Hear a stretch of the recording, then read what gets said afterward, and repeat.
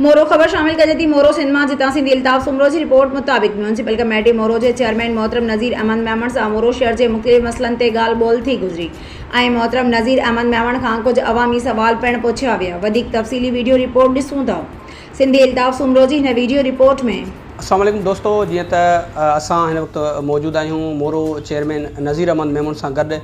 जीअं त हुकूमती धुर तरफ़ां 3 रुकनी कमेटी बि जोड़ी वई आहे ऐं उन खां अलावा गुज़िरियल ॾींहुं जेको आहे सो क़ौम परस्त जमायतनि तरफ़ां हिकु ऑल पार्टीज़ जेका आहे कॉन्फ्रेंस घुराई वई जंहिंमें शहर जा मुख़्तलिफ़ इशूज़ रखिया विया। असां चेयरमैन साहब खां पुछंदासीं त जेको मोरो शहर जा मेन मसइला आहिनि।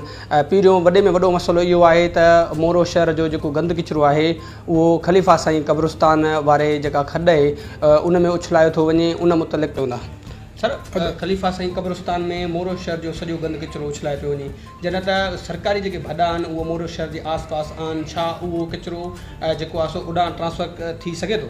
अदा जीअं त मां DC साहब वटि 3 ॾींहं मीटिंग हुई 2 ॾींहं पहिरियां, त उन खां पोइ मां हिकिड़ो लेटर बि लिखियो आहे कल्ह पंहिंजो AC साहब खे त जेके असां वटि जेके सरकारी ज़मीनूं आहिनि उन्हनि जो असांखे डिटेल ॿुधायो त सरकारी ज़मीनूं जेके आहिनि से किथे किथे आहिनि। अगरि का ज़मीन असांखे किचिरे लाइ ज़रूरत में अचे थो त किचिरो उते रखायूं। जेकॾहिं असांखे कंहिं स्कूल लाइ खपे त उतां स्कूल ठारायूं उते, या ॿी का जॻह उते असांखे जेके सरकारी ज़मीनूं आहिनि असां कोशिशि कंदासीं त उहे सरकारी ज़मीनूं जेके पंहिंजी तहवील में वठी वठूं त पोइ इनशाला कुझु मसइलनि जा हल निकिरंदा। ऐं उन खां अलावा असां इहो बि कोशिशि कंदासीं त जेकॾहिं शहर खां ॿाहिरि का ज़मीन असां वठूं, 2-4 एकड़ ज़मीन वठूं जिथे असां इहो किचिरो डंप कयूं। छो त कुझु टाइम पहिरियां इन में जेको जनाज़ा गाह आहे उन जे भरिसां उन सां गॾोगॾु मूं काफ़ी सारी मिटी उन में विझराई हुई, जंहिंमें तक़रीबन मां सम्झां थो त मूं 2000 डंपर उन में लाराया हुआ, पर उहा तमामु थोरी आहे, नाकाफ़ी आहे। असां कोशिशि कंदासीं त इन में मिटी भराए किचिरो इहो कढायूं, पर असांखे हिन महिल ॿियो को अल्टरनेट आहे कोन।